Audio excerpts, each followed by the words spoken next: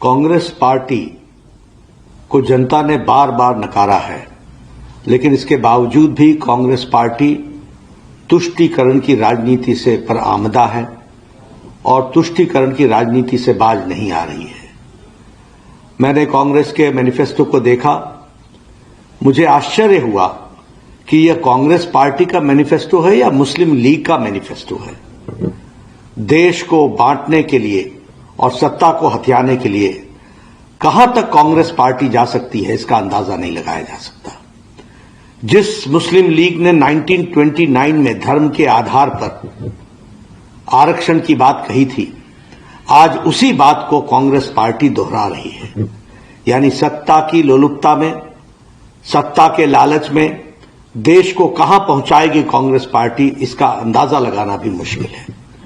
आज माइनॉरिटी के लिए जिस तरीके से धर्म के आधार पर आरक्षण की बात हो रही है और जो 50% से अधिक आरक्षण की बात है, वो किसके लिए आरक्षण करने की बात कर रही है, कांग्रेस पार्टी को यह स्पष्ट करना पड़ेगा।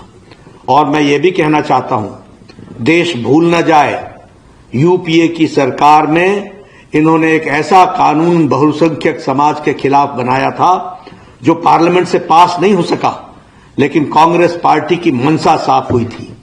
ये मेजॉरिटिज्म के खिलाफ जिस तरीके की रणनीति और राजनीति कर रहे हैं और तुष्टीकरण की राजनीति कर रहे हैं, देश ने इनको माफ नहीं किया है और आगे भी माफ नहीं करेगी। ये चाहते हैं कि देश फट जाए, लेकिन इनकी सत्ता की भूख समाप्त न हो। मैं यहां यह भी कहना चाहता हूं, मुझे राहुल गांधी जवाब दें कि वायनाड में नामांकन पत्र में के जुलूस में कांग्रेस पार्टी के झंडे क्यों गायब हो गए? ये तुष्टीकरण की राजनीति कहां तक जाएगी? सिर्फ मुस्लिम लीग को भाए ना, इस कारण से कांग्रेस पार्टी अपने झंडे तक को हटा दे। यह देश बांटने की जो चाल है और तुष्टीकरण के आगे जो घुटने टेकने का इनका रवैया है, इसको देश माफ नहीं करने वाला है। कांग्रेस को अपने घोषणा पत्र के अंदर जिस तरीके से तुष्टीकरण के बारे में उन्होंने कहा है और जिस तरीके से उन्होंने आरक्षण के बारे में कहा है, उसका स्पष्टीकरण देना पड़ेगा।